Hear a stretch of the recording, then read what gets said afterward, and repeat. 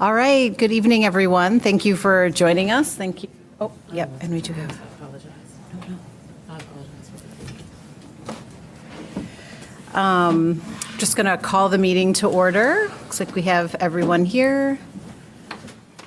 We'll just make a couple adjustments. My name is Amanda Angola. I am the vice chair, but I'll be convening this meeting tonight. Do we want to do a roll call first, or? Okay. I think we do have a quorum, so. Yep, we do have a quorum, so I'm going to do a roll call vote. Vice Chair Ngola. Here. Thank you. Councilmember Harris. Present. Diane Feinring. I apologize, Goldring. Goldring, that's Diane okay, present. Goldring. Thank you. Renee Phillips. Present. Samantha Oldsfry. Present. Thank you, and Cherie Lackey. Present.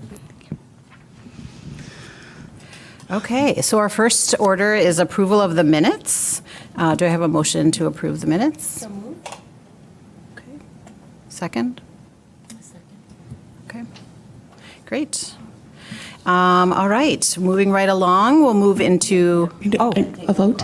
oh, we do, sorry. Is So this ready to roll go? call vote. Vice Chair Ngola. Oh, yes. Yeah. Councilmember Harris. I abstain. I wasn't present. Great, thank you. Diane Goldring. Also abstain, I was not present. Great, thank you. Renee Phillips. Present. Okay, thank you. Samantha, thank you. And Cherie Lackey. Aye. Thank you.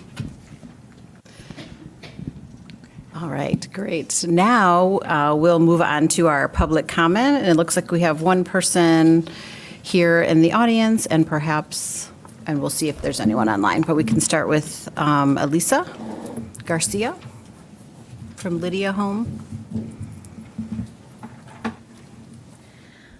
Hi, yes, I'm here on behalf of Lydia Home Association. My name is Alyssa Garcia. I'm the Director of Residential Services at Lydia Home Evanston. I'm grateful for this opportunity to share about our program and explore this potential for further collaboration with the City of Evanston. Lydia Home is formerly known as Rice Child and Family Center. We were formerly operated by Children's Home and Aid, and we occupy a property in Evanston that has housed children in need since 1913. Our program was taken over by Lydia Home in 2022. The name has changed, but our mission has stayed the same. So we house 40 young people between the ages of 7 and 18. Most of our clients are youth in the care of DCFS, and all of our clients have experienced complex developmental trauma. We provide a wide range of services: individual and family therapy, group therapy, intensive case management, educational advocacy, and 24/7 supervision by trauma-trained direct service staff, nursing and psychiatrist services. We also aim to match each of our children with a mentor, and we provide various on and off-campus extracurricular activities. One of the central needs of the children we serve is reparative relational experiences. By this, I mean relationships that provide a healthy alternative to the disruption, pain, and loss that has been a marker for so many of their past and current relationships. One of the main services we provide to meet this need is our mentorship program. The opportunity to receive undivided attention from an adult is invaluable for our kiddos because they spend so much time in group settings with other high-need kids. So we would like to be able to meet this need for each of the children in our care. We currently house 40 kids, and only 7 of them are currently matched with a mentor. We have 3 approved mentors being matched and 5 additional mentors who are pending approval. So we do have some in the pipeline, but as you can hear, we need a lot more. Another central need our kids share is a home environment with caregivers who have the skill and the support they need to meet the needs of our kids. Our program is intended to be time limited. Our kids are typically ready to move after 6 to 12 months of treatment. The barrier that keeps so many of them in an institutional setting past clinical necessity is the lack of placement resources. In our program, we currently have 12 youth who have completed treatment, but are still in our program because there's nowhere for us to put them. The need is so great that we have just started a treatment foster care program specifically for the purpose of developing placement resources for our kids. So the biggest barrier we're facing right now in terms of our need for mentors and placements is recruitment. Once we have the people who are interested in serving with us, we're able to train them and prepare them and match them with our kids. So we've applied for this grant to support our recruitment efforts, both for treatment foster parents and for mentors for our children who are housed at Lydia Home and in our treatment foster care program. So I appreciate your time and consideration. I don't know if I'm supposed to see if there are any questions or if I'm just supposed to talk and then step down, but I'm happy to answer questions if people have them. We don't typically take questions during public comment, but Okay, I'm not, apologies, I'm not No, familiar with it's- the protocols, so I just No, didn't but want to be rude. Okay. thank you for sharing. Yes, we appreciate it. Okay, anything online? yes, we have one person who signed up in advance to provide comment. And Lauren, I'm going to promote you. Okay. Lauren, can you please let us know if you can hear us? Yes, can you hear me? Yes, thank you. Fabulous. All right. Thank you for the opportunity to speak with you all this evening. My name is Lauren Warsaw, and I'm the Division Director of Clinical Services at Impact Behavioral Health Partners. I want to begin by thanking everyone for their dedication to Evanston residents in need of case management, which we know is an incredibly valuable service. I think it's important to clarify that what has been described as a 200% increase in impacts requests does not show the full picture. In reality, the city of Evanston only funded 50% or $25,000 of our request, which was $50,000. And this year we requested $75,000. Despite the reduction in funding, we were still expected to maintain the same expected outcomes. The full cost of the program is just over $80,000, and Impact continues to run it despite only receiving 33% of our original funding request because the need for Evanston residents is so significant. Importantly, in our most recent report from July 1st through December 31st, 2025, and submitted on January 14th, demonstrates measurable expansion in both capacity and services. In the past 6 months alone, participants served increased from 29 to 42. Additionally, we nearly doubled participant contacts from 352 in the first half of 2025 to 612 in the second half. More than 50% of our participants identify as BIPOC. All participants are low income or very low income. Many are unhoused or chronically homeless, and all are living with a mental illness. These participants are Evanston residents facing the highest barriers to stability and access. Impact prides itself on a robust nature of our case management services. The number of hours our staff spends with individuals sets our program apart in terms of what we can do for every single individual Evanston resident served.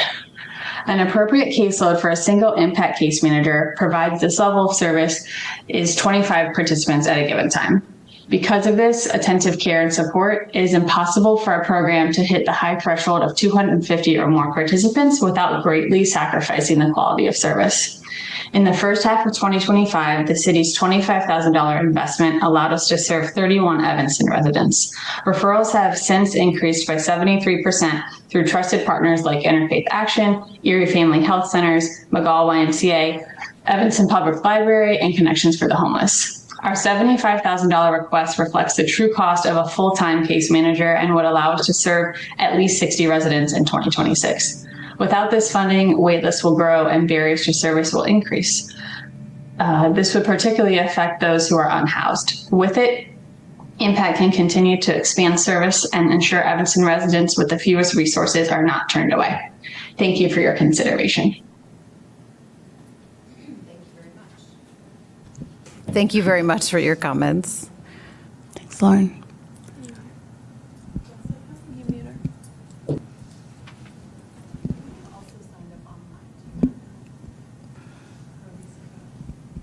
You know what? I did. I'm sorry. Please. Alicia. Yes. So Alicia is in your notes. She did sign up online to provide in-person comment. I apologize for not calling that out. Thank you so much. Good evening, everybody.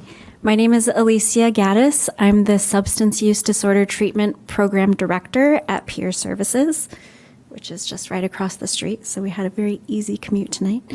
I want to thank you for your longstanding support of Peer Services, which has been critical to our ability to provide services to vulnerable Evanston residents. And we want to recognize the funding challenges that the city faces. We face them too. We're facing funding cuts at the state and federal levels, and also from various foundations, which makes local government funding even more important. Without this funding, we ultimately will serve fewer Evanston residents. This results in reduced staffing, longer wait lists. To give a little bit of perspective, a little insight, the funding that we requested covers almost 2 full-time clinicians. Ultimately, that also impacts cost of living raises and impacts our ability to retain high-quality staff and employ master-level clinicians. A little bit of insight about the request amount. It looks small. It shows up as 5% of our budget, but ultimately it's 19% of the budget for substance use treatment services specific to Evanston residents. And that is over 170 low-income Evanston residents who have few other options and depend on peer for substance use treatment services. I also wanted to take a moment to request the full support for our request, but understand that if cuts are necessary, we request as small a cut as possible. Thanks. Thank you very much. So I think that's it for our public comment. Thank you, everyone. So now we'll move into new business, old business, which is kind of the main point of us coming together today to talk about allocation and funding.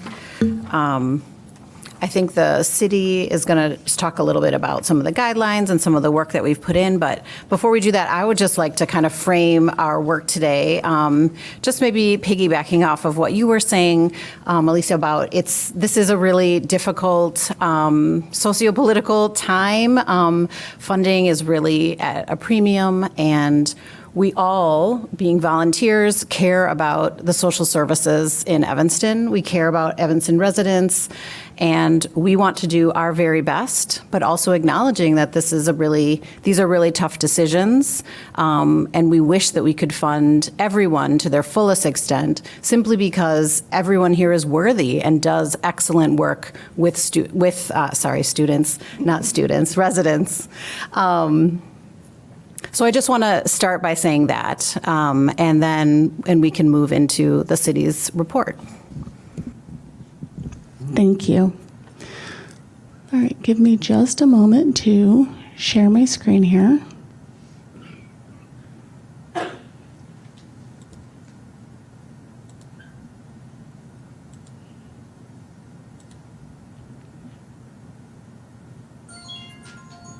How do I?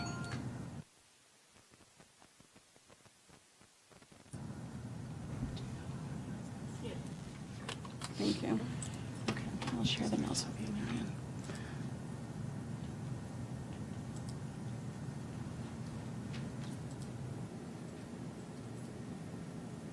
Thank you. Okay, perfect.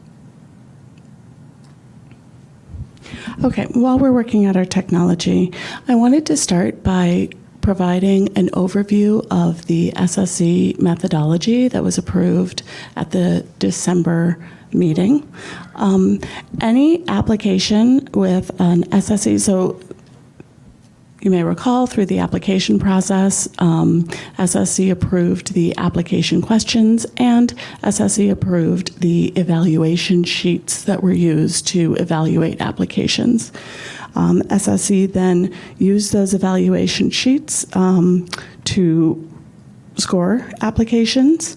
So any applicant with an average SSE score, these were not individual scores, they were the average of the score is submitted, any applicant with an SSC average score below 80% will begin the discussion without an allocation recommendation. This was the first sort of tier. Shelter programs and basic need programs begin this discussion with their full request. Housing, yes, housing programs. So this includes the Connections for the Homeless Drop-In and Outreach. They provide basic needs, Family Promise, and Interfaith Actions Emergency Cold Weather Shelter. And then all others were reduced to the SSE score average, and then reduced an additional 9%, with the exception of CNE. I'll explain that in a moment. The goal of this methodology was to begin this discussion with a slight overage to reallocate. So there was about a $300,000 difference between what was requested and what the committee has available to allocate. Beginning that discussion with cuts is very challenging. So we instead employed this methodology, and the committee has, you'll see at the bottom here of our spreadsheet, $61,320 to reallocate to programs. This methodology is reflected in packets that are available online. I'm going to take a minute to go through the columns that you see. It's a very colorful spreadsheet. I apologize for that. We first have the program names and applicants. The programs in red did receive an SSE score below 80%, and they're in red because they begin the discussion without an allocation. The applications in green are shelter and basic needs programs, so they begin the discussion at their requested amount. 2 programs, I'm going to jump out of order here just slightly, but under column H, 2 programs received adjustments based on the percent of Evanston residents served. So the reason for this is the amount that requested as a percent of the overall program budget, that percent cannot be greater than the percent of Evanston residents served. So if a program is requesting, let's see, an award that is 80% of its budget, but if the program only served 50% Evanston residents, even if it does excellent work, we will reduce that original ask to meet the 50% program budget based on the percent of Evanston residents served. So this affected CNE and Family Promise. Going back through this column, in column C, this is the staff admin scores. So the staff admin scores have no impact on the recommendations. The staff admin scores, which are included in the packet, were weighted and only meant to be an indicator of how the grant administration relationship is going, whether reports are on time, whether we're seeing outcomes reported, the questions are listed. Again, these percentages, though, have no impact on allocations. Yeah, the initial allocations. Okay. They are, though, an indicator of compliance. So staff admin scores that are maybe a little bit lower might mean that staff would spend additional time working with the agency on reports and compliance. Staff is happy to provide technical assistance, so this is not a challenge. And in fact, for new programs, we anticipate providing a lot of support. That's the goal. but if it is ongoing, we call it out. The staff recommendations were reflected in the packet. It's, again, has no impact on the numeric, the suggested recommendations that we're going to begin the discussion with. We also provide the program budgets. The request is a % of program budgets, what the agency was awarded in the past year. I'm going to hide these columns just now that I've explained them to make it a little bit easier to fit on the screen. We do highlight in the 2026 request, again, those 2 programs that had their request adjusted down by staff. So the original requests were higher, but these have been adjusted down. Even though this column says final SSE recommendations, right now what is reflected are just the initial recommendations based on the methodology. We also are looking at the allocation as a % of the prior year award. So this could be important to see if what ends up being the allocation is in line with perhaps the SSE score, or it's just meant to be a tool. We're also looking at the allocation as a % of the request. Actually, this should be more in line with the SSE scores, technically. And then we also are looking at the allocation as % of program budget. That's something that SSE has indicated has been important in the past. Staff did flag programs whose budgets are a little bit higher.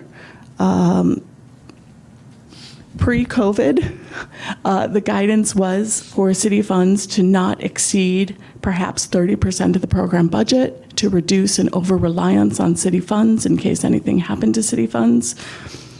With COVID, with increased community need, we've moved away from this guidance, but it is just an indicator.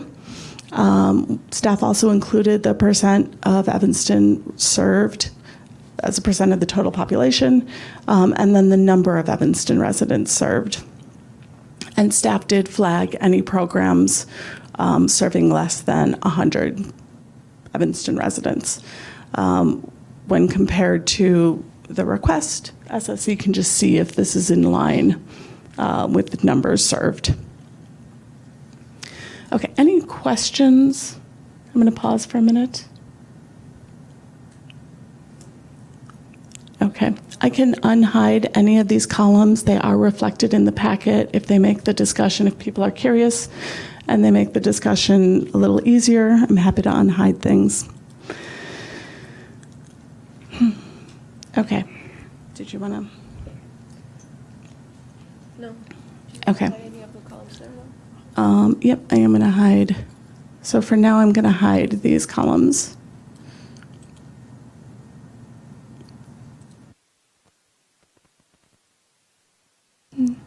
Sorry. Okay, so I'm going to try and make sure this all fits on our screen here. You can do that. Okay, thank you. I wanted to point out 2 case scenarios. One where this methodology, because we're uniformly applying it to all applicants, it's sort of not a one-size-fits-all, but we are uniformly applying it to all applicants. Staff noted a couple of cases where this model might overly potentially reward some applicants, and where it might potentially overly penalize some applicants. And this is solely based on the prior year award, the request, and the outcome. And so the programs that I'd like to call out are books and breakfast. You know what, I apologize. I'm gonna, yeah, I wanna unhide. So Books and Breakfast is requesting an award. They serve 7 school sites in Evanston. They requested an increase because they wanted to serve 2 additional sites. We know that, unfortunately, one of their sites could be lost.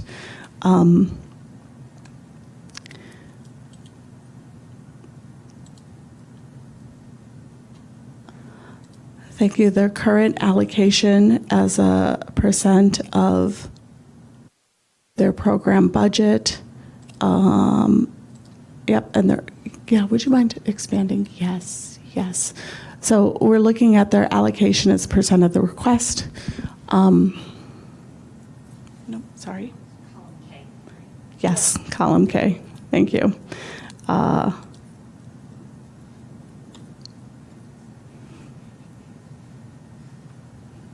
You know what? I don't have my highlights anymore. Now I'm a little lost. Okay. Sorry about that.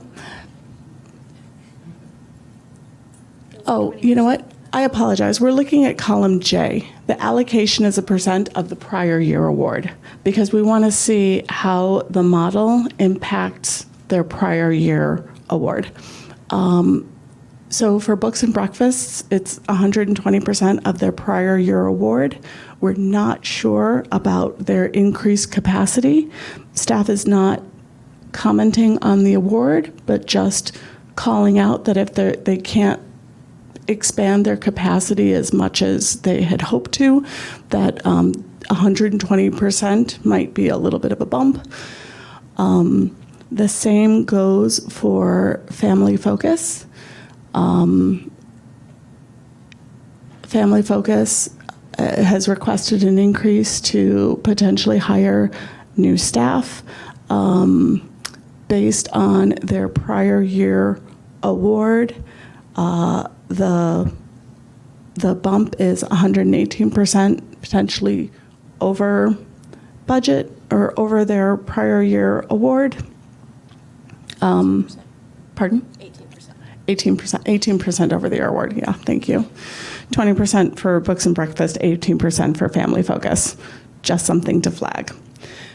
On the flip side, Moran Center's case management program is seeing a reduction based on the model,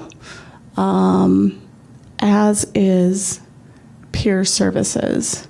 So again, these are both somewhat high-performing programs, and we think, again, just because of the model, it's a little bit out of line with the SSE score average.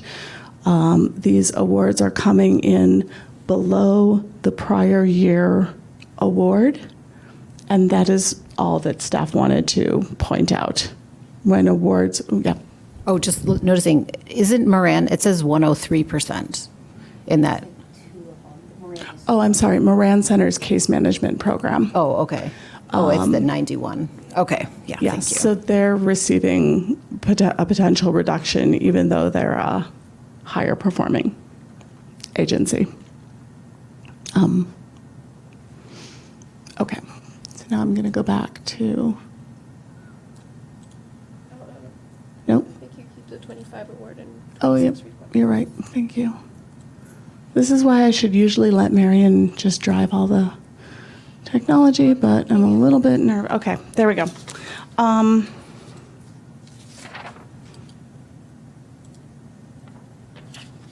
Okay. Nope, so that sums up everything that staff wanted to point out prior to the discussion. Thank you for letting me do the introduction. Thank you for letting me flag those things. I'll turn it over to you. All right, thank you very much. I don't know if it's possible to make that slightly bigger. We do have it in front of us, but it might help if it's possible. Yeah. Okay, but will it fit with the 4 columns only, or? No, it's the height. Oh, the height. Okay. Okay. So we can have it bigger. You just want to see, we'll just I'll scroll up and down so that you Okay. can follow when needed. Okay, that's great. Yeah, thank you. All right, so thanks for opening this up. So what I think we'll do, obviously, the goal here is to, through our discussion, establish the recommendations that we will then give to City Council, who will then, move forward with these. So our job today is to discuss and decide on the allocations for these organizations. So can I have a motion to accept initial funding recommendations as presented? Need that motion to debate, so I so move. Okay, yes, do we, she's so moved to debate, yes. Second. All right, who would like to begin the discussion? We can do this one of two ways. We could either go through the agencies, or we can focus on the ones that don't have, any money next to them, or another way. So I'll just open it up for the committee to start. Start with the reduce, since those two are the Yeah, do you want to? easiest. You guys want to start with the reduced, since those are easiest. We're going to, I believe that, begin the discussion with the entities that staff pointed out that were reduced. And I do think it's important, we're discussing this on a spreadsheet because we need to put the number somewhere, and we're not that good at math, or at least I'm not very quickly to add in my head. But like, there's a full recognition that this is, like, these are members in our community and agencies that do amazing work. And so we're using a spreadsheet to help us add, but we recognize the enormity of the work that we're talking about. Thank you. All right, so it sounds like we want to start with impact behavioral health. Any thoughts there?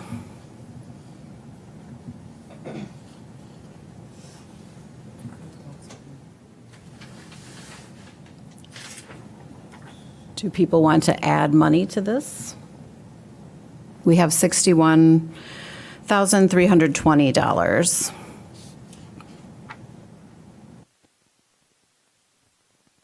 Okay. So I do have a question for staff, if that's okay. Okay. So, excuse me, the numbers we see in yellow, I won't point anyone out, those are final. Those cannot be adjusted? Thank you for asking. Those numbers absolutely can be adjusted. Okay. So the committee the committee motion to begin the discussion with these initial allocations. Right. But yeah. Okay, I just want to make sure before we, And I'll also add that the allocations there are based on the work that we did over a number of weeks to come up with an equitable way to allocate the money. So we can certainly discuss it, but I just want to make that note that. yeah, no, most definitely I was part of the process, but when we're looking at $61,000 and a deficit of hundreds of thousands of dollars, just as you stated eloquently earlier, we wish we could give everybody what they need, because we are two residents of Evanston, so that is of utmost importance. I don't think, and I don't want anyone to leave here feeling judged based off the dollars we have. It's what we have to work with. And trying to make sure people get something that, I see hundreds of thousands of dollars, $150, $103, $100,000, and I see none. So I'm saying, do we take $3,000 from somewhere and put that somewhere else to give somebody else? Because you never know which one project is going to save the life of somebody else. We just don't know. This is a gamble. So I just wanted to get clarity on that.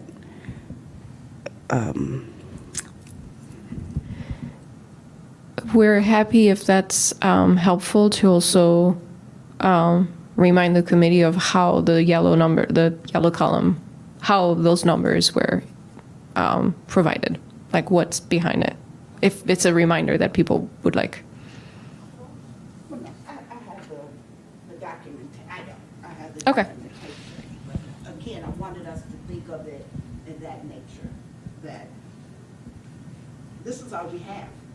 this is the money that we have, and we understand that we are in a bad place where the government is not giving us what they said they would, what people deserve, but this is what we have, and we need to make it work. So it just makes my head hurt that we get stuck in that place of making those decisions. Yeah, absolutely. I couldn't agree more with that. All right, are you all wanting to say something out loud? I was trying to remember. So Moran Center, high performing, that we had a reduction. What was the other entity that had a reduction that you pointed out? Peer services. Peer services. Perfect. Oh, wait, how did it? Yeah, here's, sorry. Where am I? Where are they? At the end. Before the bottom. Oh, there we go. Sorry. Thank you. Okay. Or shit, sorry, or something. So that's 15. And we can, I'm sorry, when we play with the, when staff is able to add numbers or change numbers, the totals will automatically update. The percent of budget and percent of prior year request numbers will automatically update if that would be helpful to committee members. If it's distracting, we're happy to hide that. But if the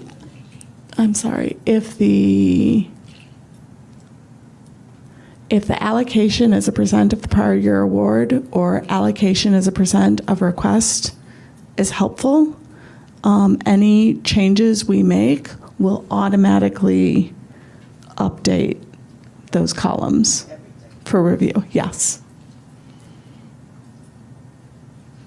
All right, well, I also want to add that maybe lack of discussion doesn't also decrease from the value of an organization. So if we, move on because there's less discussion, I just want to acknowledge that that doesn't mean that your work is not amazing and important, but we, have a job to do here too, so. And I'm not hearing anything more about impact behavioral health, so should we move on to the next one is Lydia Home Associates. So I do think I would like to ask some questions about Lydia Home in part because you're here. I don't think if we just look at our budget rate, the request was $60,000. Yes. I don't think it's hard to see that likely doesn't work within likely the framework that we have. However, the work that you're talking about of tying very complex youth to community mentors and the recognition that that funding of just recruitment doesn't exist anywhere else. Is there a dollar amount where you feel you could do that work meaningfully that could fit within the budget? Would $15,000 or $20,000 be impactful, or would it just complicate the situation further? That would be great.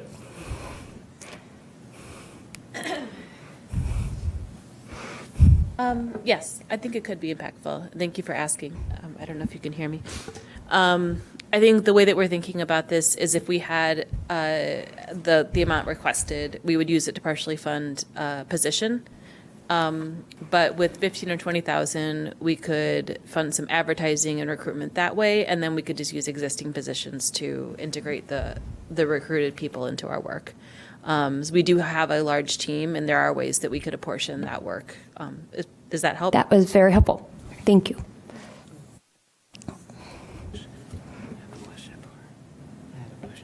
Oh, wait, we have more questions. I'm sorry. I have a question for you. And I'm not picking on you. No, it's fine. Can you explain that mentoring program a little bit more? The person that was here before you that presented, the gentleman, I don't know if you came with him that evening. I wasn't here that evening, Chris. Oh, okay. Yeah. Yes, and I asked him the same question. I'd just like to know a little bit more about the mentoring program and if awarded. The funding sounds like it's going towards the mentoring program specifically. Yes, mentoring. So recruiting of mentoring and foster parents. Correct. So we use mentors for our residential youth to give our kids, a people that can spend one-on-one time with them. Part of what we would like to do with this money is to further structure our mentoring program to increase the training and support that we provide. So if we were to hire a position to support it, then their job would be to solely to support the mentors. Sorry, I'm talking in circles a little bit here. So if we were to expand our recruitment efforts, then we could pull more mentors in. So our mentors are trained to support the life skill development of our kids. When kids have experienced complex trauma, they have missed out on a lot of different community settings, different experiences that typically developing kids may have access to. So our mentors may take kids to a museum, teach them how to use public transportation, do these kinds of things that they just haven't had that person to bring them along and show them how to do these things. The mentor relationship looks different based on the skill level of the child. So for our kids that are more severely impacted, they may spend more of their time, at our program or closer by or go to a playground.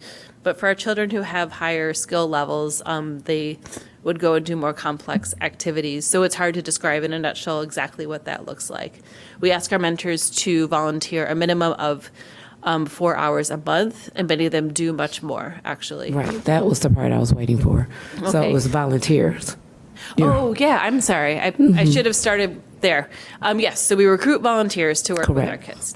They don't receive any kind of stipend or payment. And then many of our mentors become lifelong supports for our kids. Right. So we have mentors that actually become foster parents or become a respite home for the child once they're in foster care. There is a lot of research that shows that for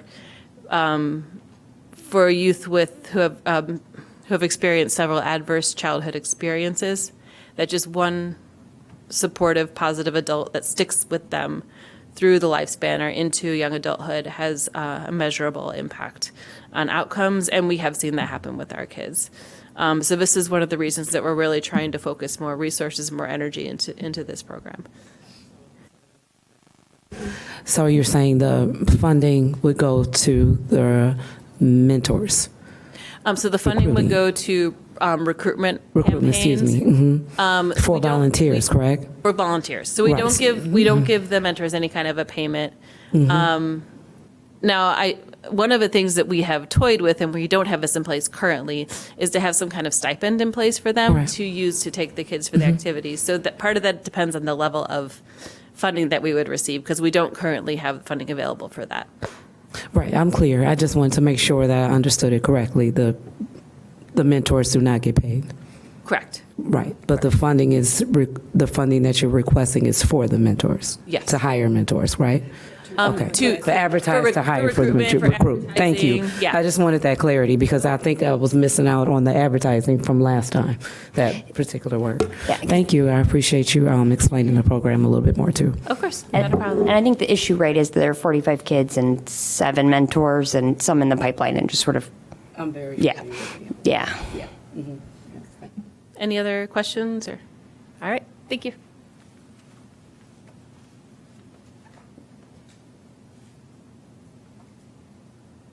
All right, so is anyone, I don't know if it would be maybe, perhaps it's easier instead of going agency by agency for these ones that have been reduced, to sort of put them on the table and then maybe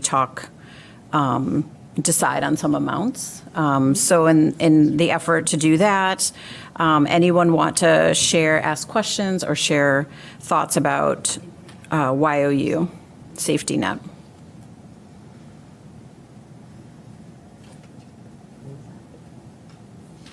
Questions or thoughts for discussion?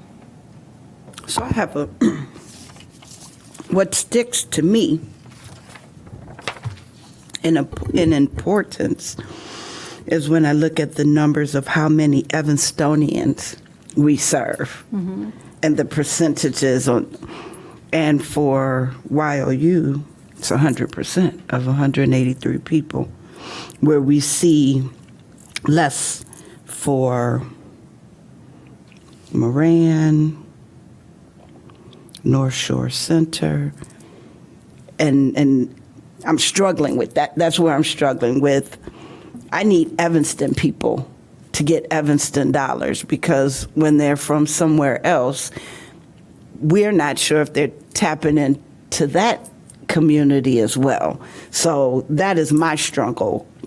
And anybody in the 50s and below, it just caught my eye, like, wow, we're giving them a lot of money and they're not serving a full percentage of Evanstonians. So I would like to look at, and we also know catching people younger in their development is so important. So I don't have a number, but I do think I would like to see 10,000. And is somebody here from YOU?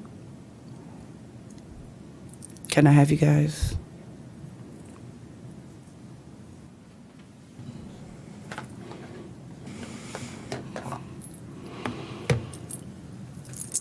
So, Hello. yeah. What's the question? Does $10,000, and if you know anything about me and you see how I operate, if you tell me you don't need the money or you can't do anything with it, we'll be done talking. We won't go back, and I don't arbitrate money. So would $10,000 be helpful? And if so, how would you be able to utilize a reduced, and right now it's zero. Right. So it'd be 10,000 more. How would you be able to pivot with something like that? Yeah, I'll start first. My name is Joy Nisa Russell, Executive Director of Advancement. And I'm always thinking about how we leverage money. So I think we could certainly work with donors who currently give to us and ask them for a match. It's a huge reduction, but I see the joy when the kids come into the facility and you can hear the excitement. And while I focus more on the dollar side of things, it's a family for our kids when they come in, and they look for staff to support them. And you can tell that there's a certain amount of attention paid to the students in making sure they feel safe, that they feel seen and heard. And so that's really important to all of us at YOU. And the $10,000 would go a long way. But for what? Doing what? So like she said, advertising. What? I want to see sure. dollars go to people. Yes, yes. I would push for the $10,000 to go towards gift cards to Aldi's, help with new furniture, Chicago Furniture Bank. We work with them when families move into housing. I would push for us to provide more cash that families can use directly. We usually use that as a hook to get them into case management, and then we can start to figure out, okay, how can we budget so that you don't rely on a gift card every so often to go to Aldi's. I think that's where I would start. The $10,000, whether it's $10,000 or whatever the amount, I think what's important is for people to see that the city's behind us. There's some sort of recognition that says the city's invested in YOU too, that also helps, I think, in supporting the work that we do. It helps us feel supported to be working for the city of Evanston and the citizens of the city of Evanston.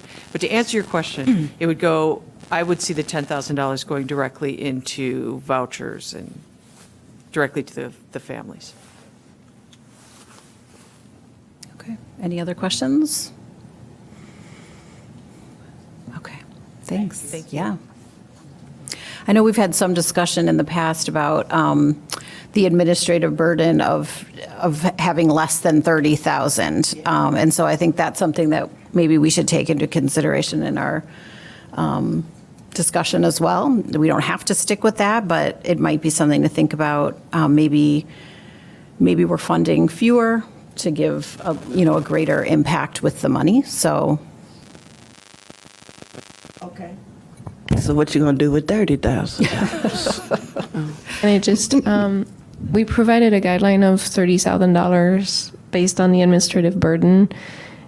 given the situation and where you're at, I think we could eventually reconsider that guideline. I would very strongly recommend we don't go anything beyond 20, and 25 probably would be a little bit more comfortable given the amount of staff time that is invested in each agency. And I respect that, and I do remember that conversation. Again, I'm trying to make a dollar out of 15 cents. Y'all know the song. Yeah. So, but I don't want to burden staff. I want to see how we can get people money. Yeah. And if I could say, just to clarify, it's not necessarily city staff, it's the agency staff, and leveraging is something that we would look at for the agencies whose budgets, who are newer, perhaps for the programs that are newer. We do look to see how they're leveraging funds so that maybe we can bring some of that city portion down a little bit. And Not actually, for you, but for others. Actually, I think that was a great addendum that we can, that's a good sidebar, like in the questions you can say, I guess in parentheses, this money will go to whatever the question is, like gift cards or vouchers or Lyft cards or whatever, especially the agencies that serve children and families. That was a good one because I do know that specifically YOU and some other agencies in here, Family Focus, I know they give out cards for, constantly when kids or families are in need of that. So that was a very good discussion that we just had because that brought that up and it sparked me to say that could be added to one of the questions, actually. Yeah. But I agree. Sometimes it's hard with 10 or 20,000 to even. Sounds like we have some support here for YOU in terms of numbers of Evanston residents being seen and the direct sort of impact on clients with the money. So does anyone want to venture an amount here, or we still want to discuss? We haven't yet talked a lot about Turning Point. I don't know if there's more to say about Lydia Home. So I don't know about putting a dollar amount on it or anything, but I do think that as any one of us up here that have children that have gone through District 65 and utilized YOU services or something similar to that, I think YOU deserves something just based off that. I mean, I have 3 children, they all went through YOU, and we heard Kathy talk about it as well. So I'm in all transparency. But why don't we start with 25? Let's put that in and start there.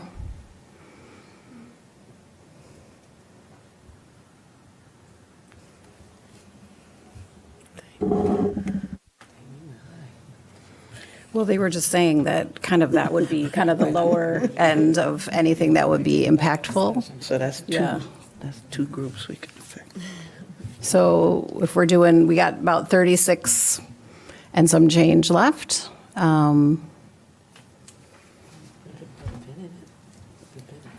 We can, we certainly can put a pin in it.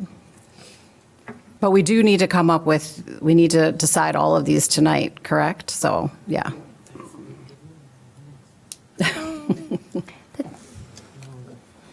There are a handful of amounts that, I don't know, are jumping out at me. I don't know if anybody else. It's like, it's small dollars, but it's like the YWCA, North Shore Senior Center, they are seeing like an increase from last year. I think in part it was a percentage of their allocation request. And then when I look over to Chrissy's point about Evanston percentage served, right? Like that sort of jumped out at me. And I think they're very important organizations, but are those some where we just sort of keep flat funding to reinvest those dollars to some of the other organizations? That was something that jumped out at me. Yeah. I could take money from them. Hearing some mm-hms up here.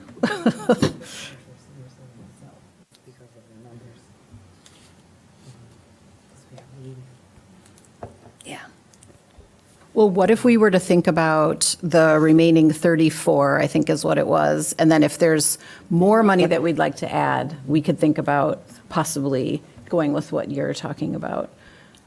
Samantha. I do think to that end, I do think the Moran Center's case management and then peer services for the SUD treatment, like I would recommend flat funding. So I think that was an increase in 9,000 approximately. For, or sorry, 7,000 for Moran Center, and then an increase for, of the allocation, like just flat funding for 26 from 25. So 2,000. I don't think it's very much, but I do think, given the work they do, and that is like staff, that becomes very hard, I think, to absorb that level of reduction. So what are you suggesting? I'm sorry, increase or Keeping them- decrease? An increase from the recommendation number, but to the 25 award number.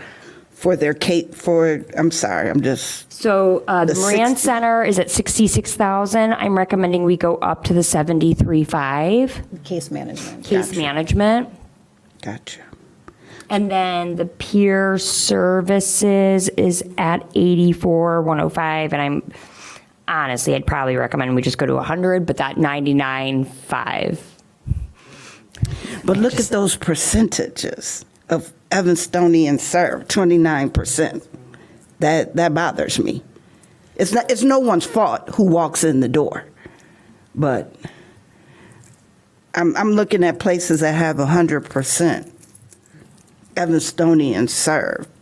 I guess I can speak to, if you're familiar with Moran Center, I mean, they do extensive work for children in Evanston, extensive work. So I would back that. You know, I know it looks small, the number of, or percentage of Evanston served, I know that number. It's 80%. Yeah. Well, it's not 100, like she was saying. Well, and I'm looking down, they have two Right, allocations. I'm backing on what she said Yeah. earlier when she Yes. first started saying about she wants to serve Evanston. It looks, you're right, it's not small, but I'm saying it's not like 90% or 100%. Right, and you are looking at case management, and I'm looking further down where they have two allocations, Right. where it's 29%. Correct, That's not- That's why I was saying that comment. That's why I made the comment. Yeah. Right.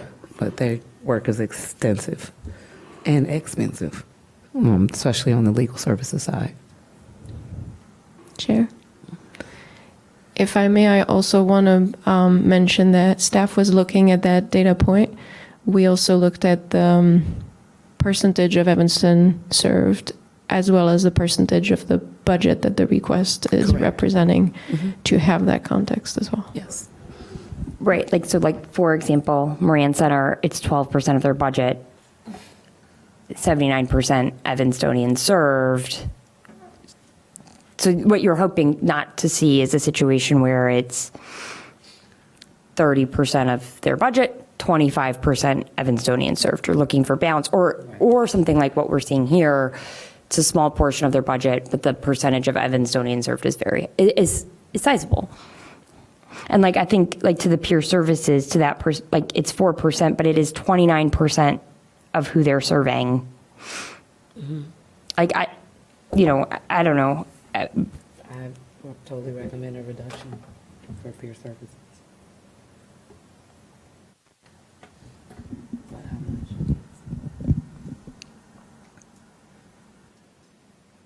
Well, or do we have others that are just kind of going back to the Moran Center? Do people want to support that idea, going back to the 2025 award for the Moran Center? I support that idea. That's an increase. I support that idea. Okay. Sounds like there's some support. Anything on this end? Should we just test it out and see what happens to the numbers? Yep. Okay. So staff has made those changes Okay. to the case management, bringing them up to their 25 request, and then to peer, bringing them up to their 2025 request, yeah. Well, I don't know if we I'm had the sorry. same level of support for peer services, increasing theirs to the 2025 award. Pardon? I don't know if we had the same Oh, support I on this apologize. committee to increase peer services to the 2025 award. Gotcha, 84,105. Got it. but I was going to check in about that, so. It's no for me. I apologize. Sorry, So I've adjusted Peer to their original, Just, to the original yeah, to the original allocation. yellow, yeah. Yep. So we're at $29,645 remaining to allocate. Okay.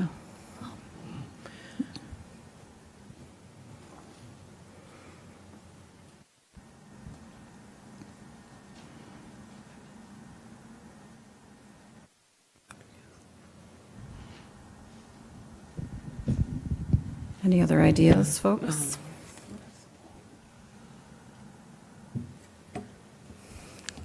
Books and breakfast. You were saying that they're picking up 2 additional schools? So in their application, they are proposing to expand services to Oakton. I believe they have a pilot program there already, and to the new Foster School. One of the schools that they serve is Kingsley, and Kingsley is slated to close. Mm-hmm. So that's mine. Well, Books and Breakfast wasn't at Bessie Rose anyway. That's so long ago. But so minus Kingsley plus Oakton, pilot already there, and they're thinking about Foster. Yeah, I believe those negotiations. Yeah, yes. But so proven that it's a reduction of enrollment though.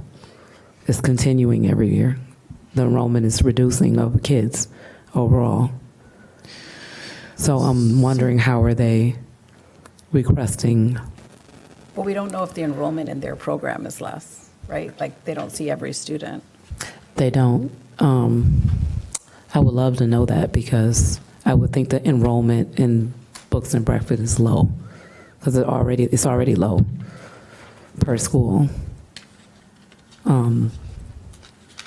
The person that presented said there was 1 staff person per school present. If you recall, there was 1. So that would mean, ratio-wise, it would be 1 to however many students? And they have a No, lot of I'm sorry. volunteers. So the 1 staff person per site, that's the site coordinator. So they bring in volunteers, Northwestern students, Right, other that's people. right. And so it's the site person manages the volunteers. I don't know how many volunteers per school. I don't Yes, that have would that depend. information. Yeah. But it's not 1 staffer working with the students at the school, to speak to your point. It's 1 staff coordinator, Right. 1 it's site one coordinator, sta- and a volunteer or 2. No, I don't know that I know how many volunteers they have per school. That, Okay. I'm just trying to go off my memory on Books and Breakfast and looking at it in the mornings. So you're advocating to cut that? Mm-hmm. Yes. I just wanted to know what everybody else thought about it. Do you have a thought of how much you want to cut it to?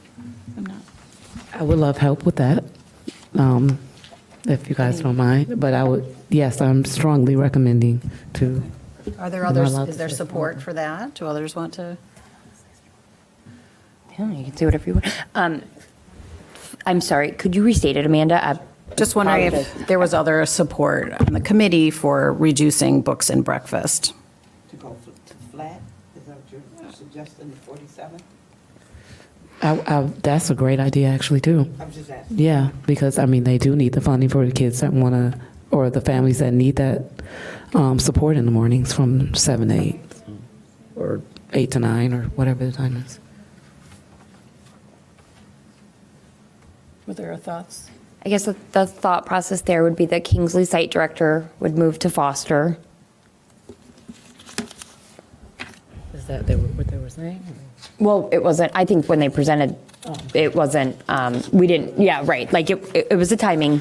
Okay, I couldn't remember. Because there's other schools that are going to be closed as well. Talk of other schools, excuse me. So it's Betsy Rose and It's already, Kingsley is next, and then there's talks of other schools. So that's why I'm thinking, like, of course, they still need the funding for the households that need that supports in the morning. and the kids that, obviously come eat breakfast. Wait, what are the schools? So it's Oakton, so Kingsley's closing, and then Betsy Road, which is not, which they don't have a location. So I think it's the funding is For Dewey, Lincolnwood, Lincoln, Walker, Washington, Willard, Oakton. and the new Foster School, and then continuing Oakton, right? Yeah. I think I'm in favor of keeping the funding as it is in the yellow. I think that they do see 100% Evanston students. There's 250 that they've talked about serving. I'm satisfied with the 56.7, but we're still open for discussion. Yeah, I'm aligned with you, Amanda. I want to make sure that in all of what is going on with like the schools, that we're keeping programming. I don't want the Oakton pilot to not have funding to continue. Other thoughts? No, I voiced how I felt about it. I strongly disagree. I can disagree.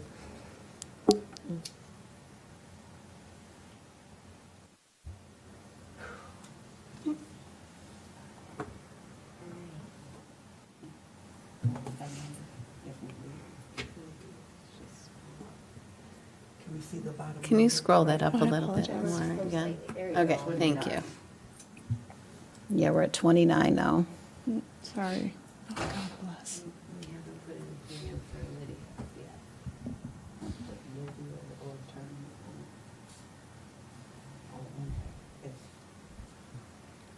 Yeah, is there any discussion about Turning Point? We haven't really even talked about that one yet. Turning Point is a new entity. They haven't received funding from us before, if I'm understanding correctly. I think my instinct would be to support an existing grant recipient over a new grant recipient in this funding cycle. Okay. But people can disagree. Yeah. I just want to, they haven't received funding from your organization, but they have received funding from the city, which was one of the reason in the staff comment. Did that funding change? Not yet. So they're receiving ARPA funding for the program, the living room. Okay, so they have received some funding from the city. Sounds like there's some support for other reasons to maybe focus our attention on agencies that have received money from us in the past. Are others in favor of that?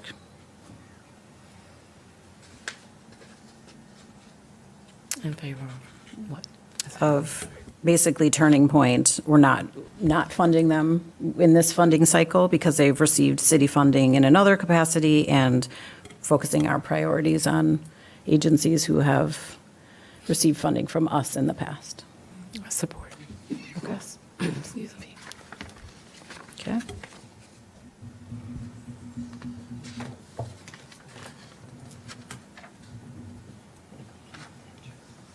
Yeah.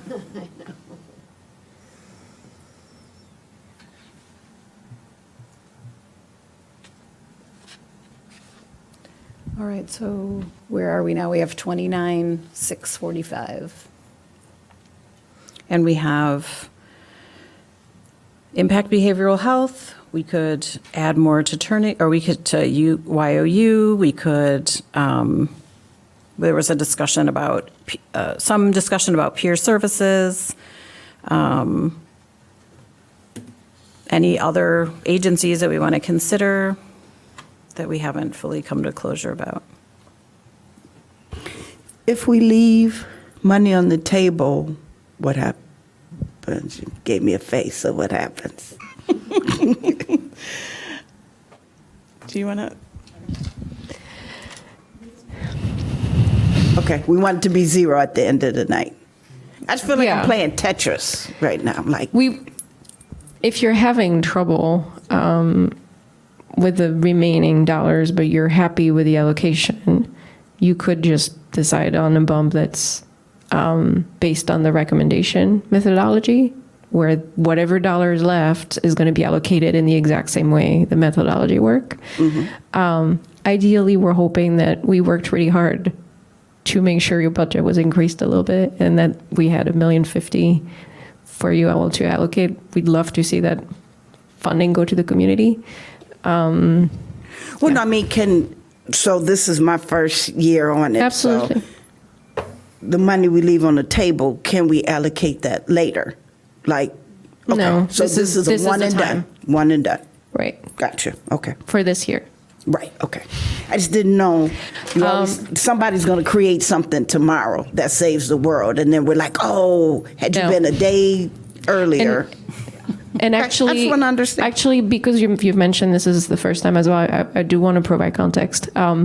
So we do application in a multi-year cycle. So this allocation is 2026, but we don't usually open applications every year. So next year's application will be a renewal year, and renewal are based on the original cycle. Okay. You may have different funding allocation at that point, different budget, different dollar amount to allocate. But yes, this year is a little bit more important because it's the basis of a multi-year cycle. Okay. Thank you. Is somebody here from Turning Point? Okay. Lydia's. So going back to the question of focusing on organizations we funded last year, so Evanston Scholars, we did not fund them last year. And Family Promise? Correct. We did not fund them last year. Okay.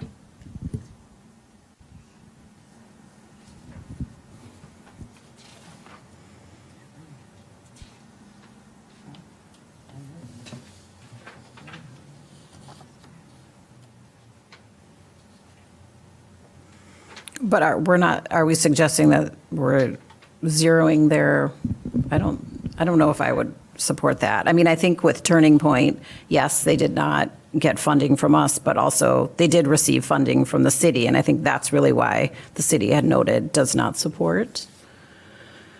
So I'm not sure if, I mean, that can certainly be a priority of ours, but and I don't know, Cherie, if this is what you're saying. No, but- no. Okay. I'm saying if we're prioritizing organizations we funded before, then we could kind of tweak those numbers for those organizations that we did not Okay, fund previously. okay. Well, who do we want to give the 29 to? Because I think we haven't really decided there. I mean, are there more places than, I mean, maybe we don't need to pull funds from somewhere else, but maybe we do. Like, I think we haven't even established yet who we want to fund of these. Do we, because I'm hearing Turning Point is a no, and Impact Behavioral Health, there wasn't discussion. Do we want to revisit that?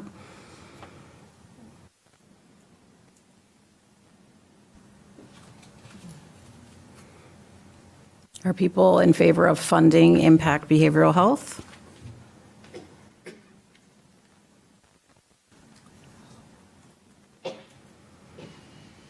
Looks like they have 60 Evanston residents, but 100% of their caseload is Evanston residents. Last year, they had 25,000. We had the speaker earlier.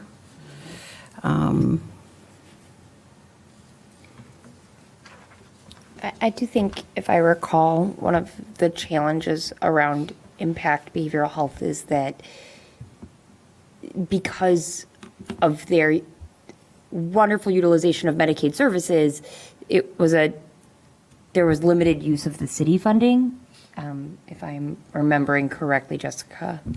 So that was for the mental health provider program. You are remembering correctly. Yes, Impact came to the city for funding in the 2021 cycle. The proposal was for a full-time case manager to work with various community partners. Staff had trouble verifying that some of those partners, yep, thank you. I'm going to not get myself in trouble and read right off of the staff had trouble verifying that some of those partners received connections. And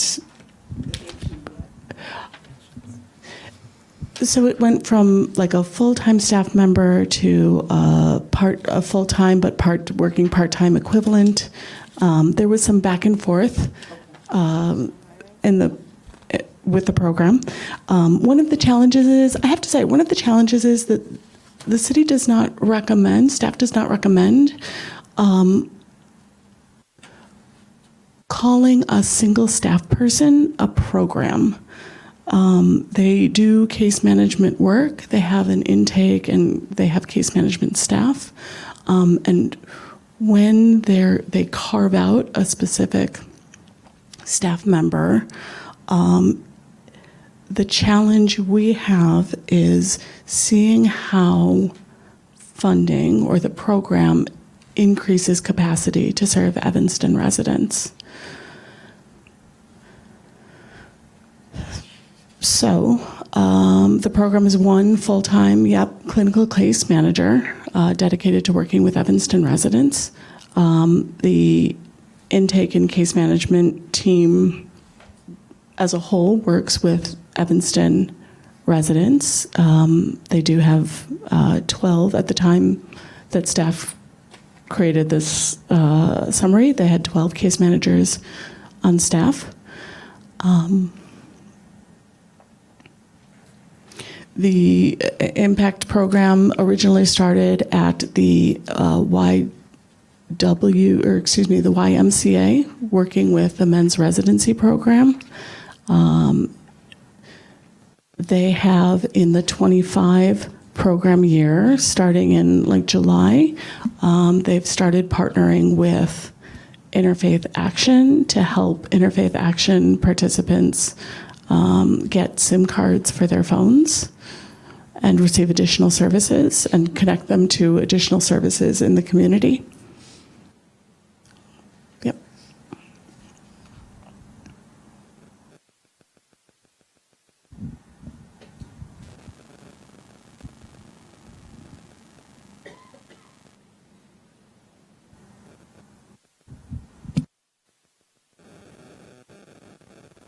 So I suggest then, if we have some funds, I'm very concerned about Infant Welfare Society and the cuts that they receive from the people in DC. So do we bring them to, I'd advocate for an increase of making them 90,000. Is there appetite for that or no? I would align with an increase.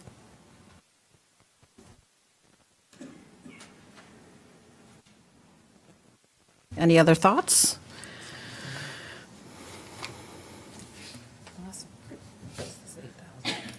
Okay, so it sounds like 3 people at least up here are supporting that, so should we test? I would support that also. Okay. Yeah, sure.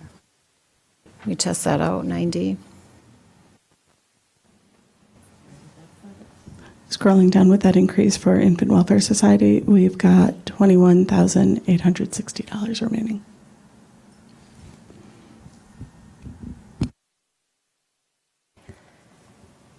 And how much did we say? I'm sorry. How much did we say for Wiley? 25? Yeah, that's where I was going. Was the same of like, it's such a large reduction for YOU. I don't know if we're struggling on where to put it. Is that where we go?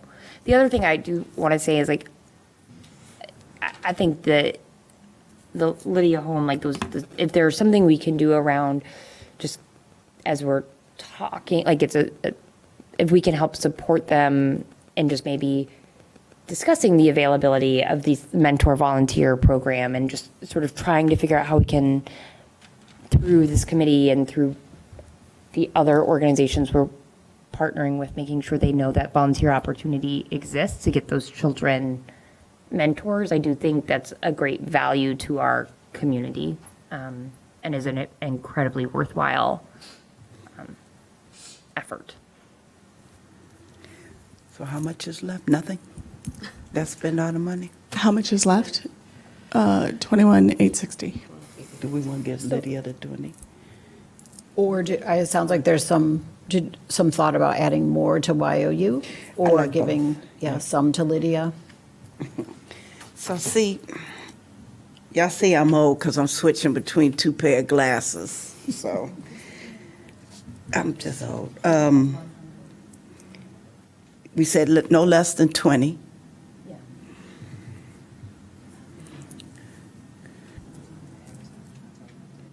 Well, and that's what I was going to say. Yeah, no, that's what I'm saying. I apologize. I should have been more clear. I'm not necessarily saying to add dollars to Lydia Home, but is there, as we work through our work of the year, making sure we're bringing forward just the need for those volunteers, and is there an opportunity to sort of get the word out for those mentors? Because I think that's the challenge, is that there's just not enough visibility that Lydia Home needs these volunteers, and that these kids need these volunteers to just have normal kid experiences. And is there something, maybe not through dollars, that we can do, but just through sort of the natural work we do as a committee? Yeah.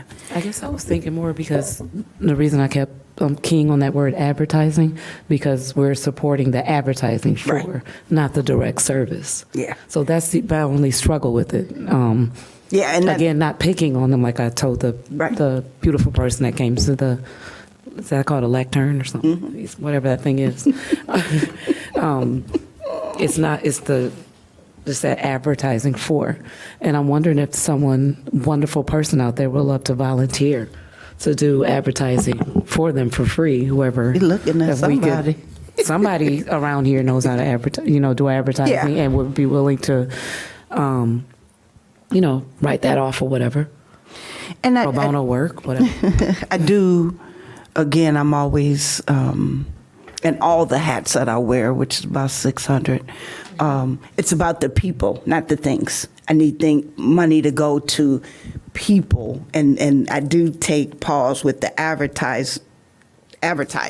I need it to go to the kids. So had you said, it goes to, because the problem we have in listening, we only have 75,000 people, but we need like 90,000 mentors because we have so many programs and so many issues in the world, not just in Evanston, but in the world, and we need people to mentor. Had you said the money's going to pay for the museum, right? Because not everybody that mentors can afford to mentor too. You have people who are mentoring that are on the verge of existence themselves. So if dollars are going to help them give a better experience, so not paying the mentors, but saying, and partnering with people like Josina, who can get passes to the Botanic Garden. But we're going to pay for the transportation, or Great America, we'll pay for the Great America ticket, but we're not paying the person. I'm all over that because the experiences are very important. There's people that don't leave their block, that don't leave Evanston, and there's so much, it's not as great if you leave Evanston, but you still need to experience that. So that is where I do take pause to say, I need these resources to go to people. Think the people, not advertising, not promotion. And how do we leverage our position? How do we leverage the people? And we can have that discussion offline. Do we have a volunteer fair? Because everybody needs. We just got an email as a council member, Evanston Scholars is looking for mentors. Does Evanston need to have a volunteer fair where everybody can say, here's what we offer, and somebody finds their niche? Mm-hmm. I'd be willing to look at something like that to help people get connected to the things that they're passionate about. So I'll write that as a note for myself. Thank you. I wonder if we could, Miss Many Hats, if we could roll that over. This is just another thing we can put a pin in, but I just wanted it on record. If we could roll that over to community service hours or something to do mentoring, pending a background check, you pass it, so forth and so on. Could be someone could do community service hours as a mentor for Lydia Home pending background checks. Most people that People do, I gotta mean, that's do- community service work. People actually do community service hours when they volunteer. All right, great ideas. And also, I think some, just acknowledgement that maybe we're kind of heading in a slightly different direction with the funding, but also noting that perhaps there's some ways that we can, as a committee or the city or us individuals, can support Lydia Home's efforts to increase their mentorship and volunteers.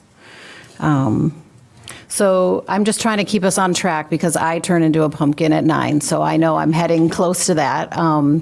So we have, again, 21,000. I'm hearing some ideas about increasing YOU. I'm hearing, what else did I hear? We've already done Infant Welfare Society. Was there another one? Did I miss something? Was it, or is that on the table, increasing the YOU? Yes. Allocation? Yes. Okay. To the full, do we want? Do you want me to, put the amount, full or- amount? I'm Add to the sorry, 21, the adding the remaining 21. 21. It would get it. Add the 2160, 21,860. Yep. Right. To YOU, which puts us at 0. I think that does fund all of the agencies that we prioritized funding. We took a little bit from some, added to some. Any other thoughts? This is everyone's moment to add any last comments, questions, suggestions. Okay. Are we ready to take a vote on these? What? Okay, well, okay, so no last discussion then. Okay, so we're going to need a motion and a vote. I move for the acceptance of numbers as seen and the yellow as our final, or do I need to do each one? We have to go through each one, or? I think we can move this as a, I think we do, one motion, we list everything. It's a roll call vote. Okay. yes. So I move that we accept these numbers as presented in this final stage with a total of, I gotta switch glasses, 50,000. 50,000 and 0 cents. All right. I need a second. Second. So can staff take a moment to read the allocations? Yes. So SSC is approving and recommending to City Council $55,575 to Connections for their youth program, $73,500 to the Moran Center for their case management program, $56,700 to Books and Breakfast, $77,085 to Child Care Network of Evanston, $150,000 to Connections for the Homeless for their drop-in outreach and health services program, $24,030 to Evanston Scholars, $103,500 to Family Focus, $63,320 to Family Promise, $90,000 to Infant Welfare Society for the teen baby and baby toddler nursery programs, $100,000 to Interfaith Action for their emergency cold weather shelter program, $54,000 to Moran Center for their legal services program, $31,725 to North Shore Senior Center, $84,105 to Peer Services for their substance use treatment program, $46,860 to YOU, and $39,600 to YWCA for their domestic violence shelter program, their domestic violence program. Okay, so now do we need to take a vote on that, or, yes? Yeah, and it's a roll call, each person. Okay. Vice Chair Nagola. Aye.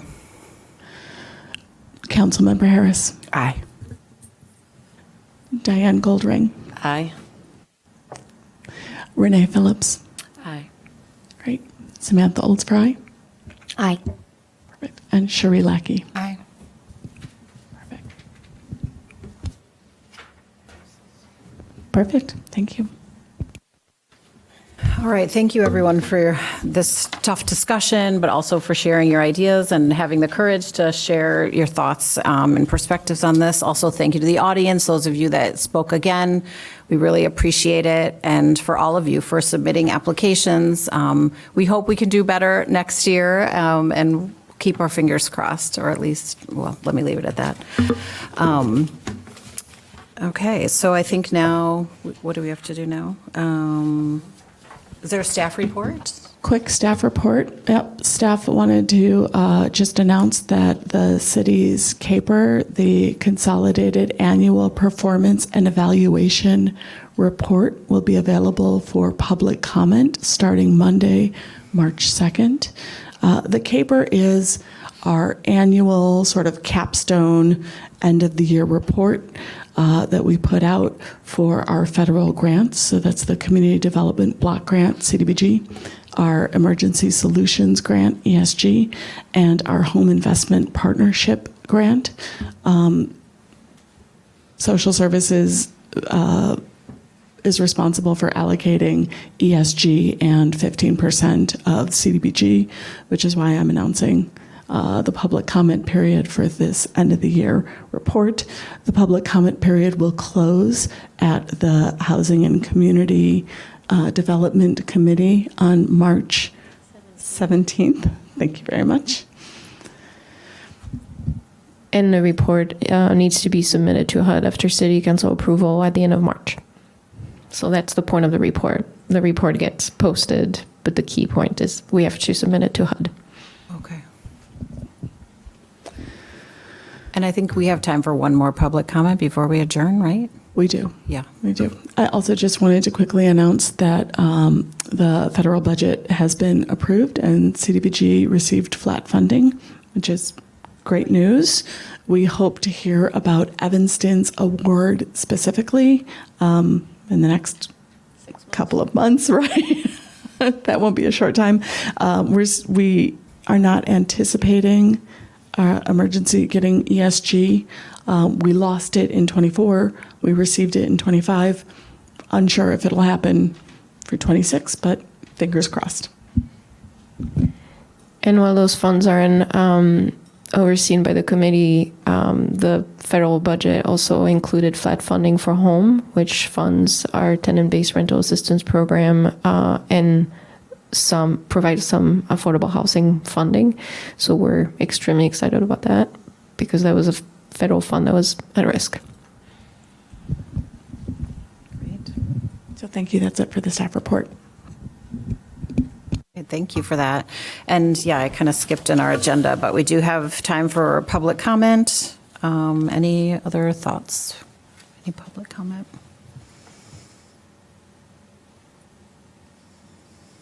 If there's any public comment online, feel free to raise your hand virtually. Okay, well, I think we can adjourn. Okay, because this. Oh, Yeah. So I just wanted to commend staff. Thank you. This is hard work. The team, this is hard work. This was my first time through it, and it's hard. It's hard work. We don't want to, can't double negative, but we want to give everybody what we can. And if there are other ways that we can assist, I sent myself an email, and I will be talking to the city manager about having a summit or something to get people to sign up. But if there's other ways, we want to help. Financial is just one means in getting assistance. So please be creative. Please take the opportunity to talk to us, talk to me as a council member to say, hey, we really need this, and let's strategize, because we understand funding is being cut drastically. Illinois is being cut even more so. Evanston gets cut even deeper because we are very progressive and want to do the right things. So we just need to figure out how to be creative to do those things in the local environment, in the current environment that we're in. So, Thank you. Okay, with that, I think we can adjourn. Thank you. I move for the adjournment of the meeting. Is there a second? Second. All right, thank you. All in favor? I could take a voice vote. Aye. Perfect. Thank you.